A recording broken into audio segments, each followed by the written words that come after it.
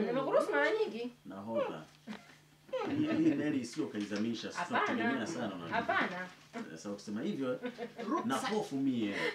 Na hofu kabisa. Bwana leo tujikite kwa majirani zetu pale nchini Kenya. Kuna tukio ambalo limetokea jana Jumapili. Lakini hii ni ziara ambayo ilimhusu rais wa taifa hilo Dr. William Samoei Ruto. Alikuwa katika eneo moja linaloitwa Kuria Magharibi pale na katika kaunti ya Migori.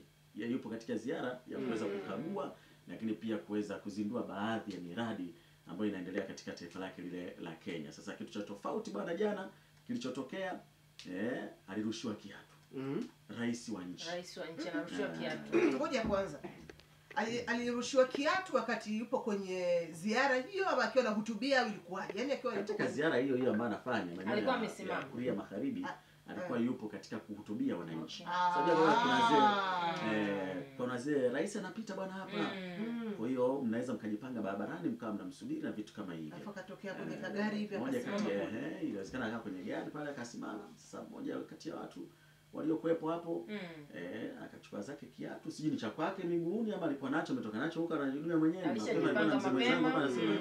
Inawezekana mzee unaokota kiatu ambacho kina tope au kinapiga harufu, hiyo sio mchezo. Lakini hayo ndio ambayo yameweza kutokea. Kubwa zaidi lilinipitisha kwenye baadhi ya matukio ambayo yalishawahi kutokea pia kuweza kujionea na namna gani ambayo baadaye tutazungumza kuhusiana na ulinzi wao unavyotakiwa kuwa na nini ambacho kinasababisha. Lakini ni katika karne hii nataka nikukumbushe tu baadhi ya matukio ambayo yamewahi kutokea pamoja na ni tukio la rais wa Ufaransa Emmanuel Macron ambaye naye alikuwa katika kuweza kuwa na matembezi ama kukagua, lakini baadaye kuna mtu alienda na kuweza kumpiga kofi.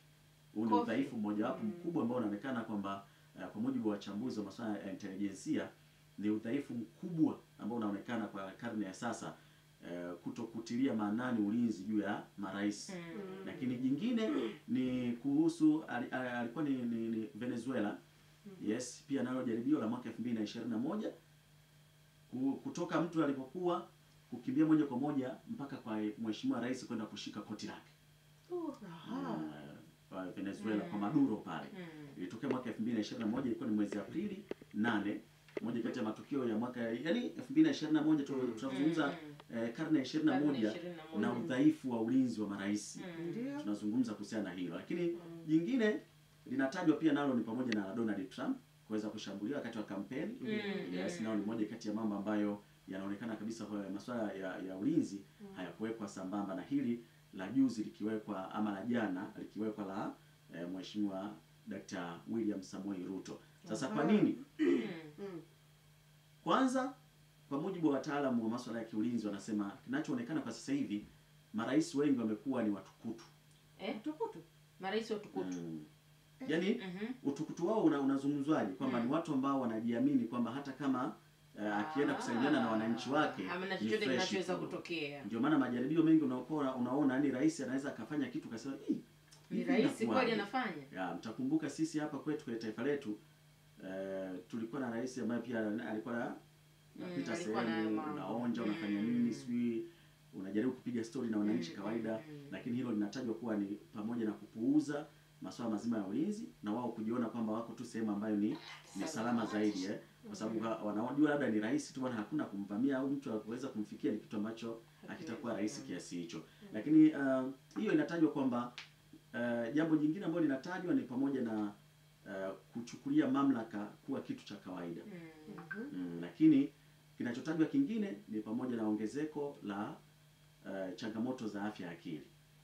Nalo ni moja kati ya mambo ama sababu tatu ambazo zimetajwa zinaweza zikawa zinapelekea haya mashambulizi mpaka unaweza kawa unayaona au majaribio ya kuweza kutokea kushambuliwa kwa marais katika hizo lengo ambazo zimejitokeza. Kwa hiyo kwenye matokeo hayo utaona jinsi ambavyo kumekuwa kuna hali ya kuweza kutaka kurudi. Japo matukio yanatokea lakini kama watu wanapuuza na kuyaona kwamba ni kawaida tu. Kuna wakati mheshimiwa Jakaya Mrisho Kikwete nadhani awamu yake ya kwanza ile alipoingia madarakani vyakula vilikuwa vimepanda bei. Alichukua jukumu la kwenda Kariakoo sokoni mwenyewe. Akiwa na walinzi wake tu lakini amevaa kawaida tu, yani kama raia tu. Kumtambua kama ni rais haikuwa rahisi, jambo pia jepesi la kuweza kumtambua. Kwa hiyo unaweza kadhani ni wapitaji tu hapo na watu wanaongozana.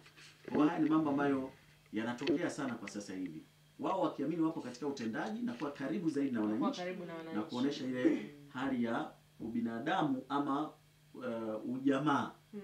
Lakini kwa mujibu wa wataalamu wa masuala ya intelijensia wanasema hii ni hatari na hairuhusiwi kuwa hivyo. Ndio maana huyu ni kiongozi wa nchi, unajua. Anabeba siri kubwa sana ya taifa. Kwa hiyo ukishakuwa unakuwa una urahisi wa namna hiyo, ukisema kwamba unaonesha ujamaa zaidi kwa watu wako, huwa sio jambo rahisi kiasi hicho. Haya ndio ambayo yametokea pale nchini Kenya kwa siku ya jana. Kiatu kimerushwa na ni ukweli kilimpata. Nataka niongeze jambo hapo. Mimi na mambo yangu mawili. La tatu nitasema kwa maana